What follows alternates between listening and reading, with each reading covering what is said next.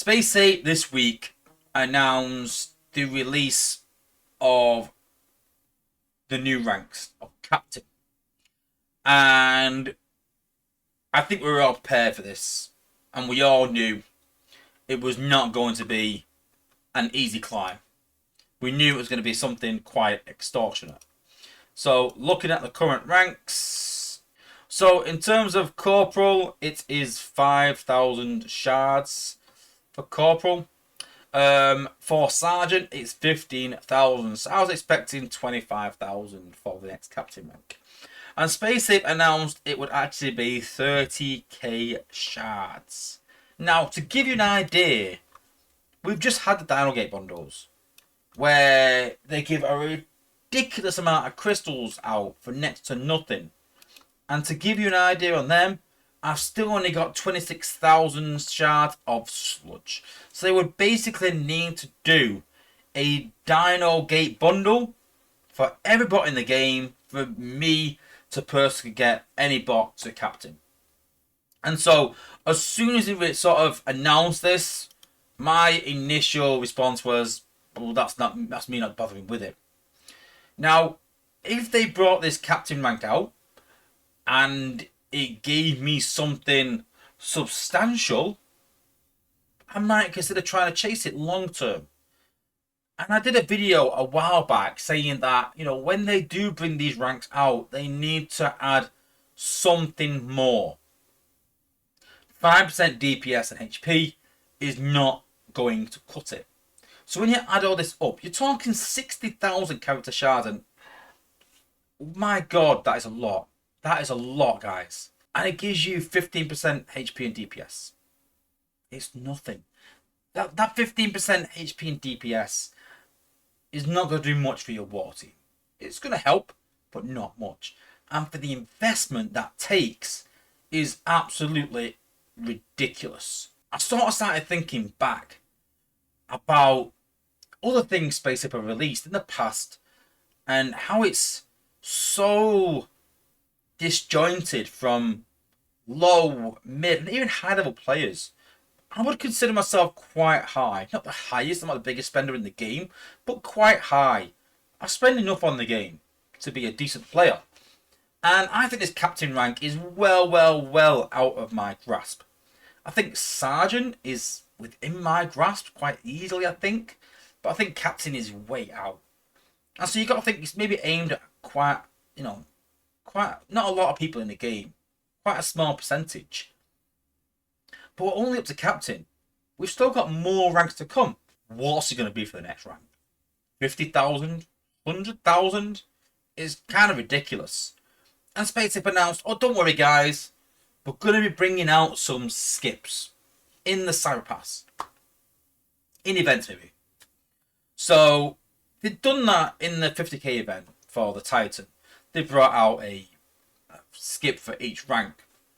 And so, I kind of think of it as they're bringing these skips out as quite easy to obtain. But then why is it so expensive? And I think that I think it's one reason why the game has lasted so long. I think they are really cautious with the economy. And there's nothing wrong being cautious with the economy. Because you got to think, when you look at it in a real life sort of terms, Hyro has this game and he balances it in terms of, you've got to think that people's jobs are on the line. If he ruins the economy of this game, the game will close down and people can lose their jobs. So it is quite a, an important job he's got. But you've got to meet, I always say, and I've said it many times before, about dangling a carrot. You want that carrot just sort of dangling above people's heads and them sort of trying to grab it and go, you know what, a little bit of a boost and I can grab that carrot. But if you put the carrot, if I said, this carrot is on top of a skyscraper, then you're going to just go, well, what's the point? If I said to you, like, you see these sort of videos sometimes, I know it's a bit going off topic, where they go, oh, there's a football and you got to jump, and not a lot of football fans might have seen it, jump and head the ball, and if you do, you get like £20 for heading the ball. And it is very high, don't get me wrong, but it is, achievable by tall people that have a good jump. And people have a go, and it's free to have a go, and you just get £20 if you reach it. It's a bit of fun. But people will have a go because they start seeing it and go, might be able to reach that maybe. If they put that 50 foot and said, have a go at that, you'd be like, don't be stupid. I'm never going to reach that. What's the point in even trying? And no one would even try. And it's similar to this, that they put some of these things so far out of reach that it makes it unattainable. And I'm sort of going through, and I'm sure there's more. Put it in the chat if I missed any of them. But obviously ranks. Ranks is a big one. But you've got the Omega part. Remember that? They brought the Omega part out, and I had a bit of a joke with Dale, and I still refer back to it. Because even Dale, I can't remember what he said, but he sort of joked, and I went, really that much? And he was like, no, I'm only joking. And then it was like 3 times as much when they brought it out. Scandalous amount of shards for the Omega part, 5-star Omega part. Scandalous. Then you had the Shanix 5-star even. I mean, when they brought this out, you got to think, we're getting, was it 1,000 Shanix per week, I think it was? And they brought this bot out, and it was 50,000 Shanix. And you're like, so, I've got to save all my Shanix for 50 weeks, for a year, to get a 5-star bot. Absolute mental. Now, don't get me wrong, since they've added more Shanix into the game, and you found that what they started doing is adding more of that resource into the game. So they started off with a sky-high value, and then they go, right, let's add more in. Let's make it more viable. And there's nothing wrong with doing that. But the problem is that a 5-star bot back then was a really, really, good addition. It was something you really wanted because 5-star bots were hard to come by. When they brought out the Omega part, it was really, really desirable. But again, go back to these ranks. 5% HP and DPS is not desirable. It's not. It's not desirable at all. So you've got a feature that is really hard to obtain, but is not worth at all the investment. Now, I said that if this was a 5% or 10% increase in ability damage, I might go for it. If they say Captain adds 5% ability damage to any bot you put, you make, then I'd be like, that's quite interesting. I might try and eventually go for that. But even then, the amount of cost involved is scandalous. I think I worked it out as it would probably cost about £1,000 to get a team of 8 bots to sergeant. To sergeant, not to captain. And captain is double that. So you're probably talking about another £2,000 to get your team to captain. So £2,000, $2,000 for 5% HP and DPS on your team. It's a lot.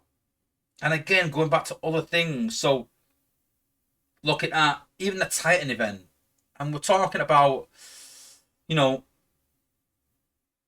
Space Ape and their economy and how they value things and their timing of things and things like that. Putting the Titan event right near Christmas, right after Thanksgiving, right in the middle of a saga, it's just madness. Why not wait till January? Why not make it an end of saga event like a bot? Make it like an endurance. That would make more sense. But there's so many things recently that Space Ape are sort of doing, and I'm not too sure where they're going with it. And the choice they're making are kind of questionable. And I sort of started putting a few things down. So even like resources, we said a while back that resources, 37,000 coins. 30,000 coins is about $100. So for $110 you can fill your energon. What are they thinking? And I've covered that in the past, I don't want to go over it again, but it's just another reason of absolute madness that they're doing. And then even the decision around Top Shot and Sidetrack and Growl. Top Shot wasn't that OP.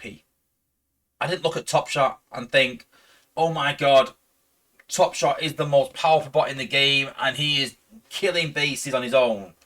Yeah, he was probably the best combat in the game.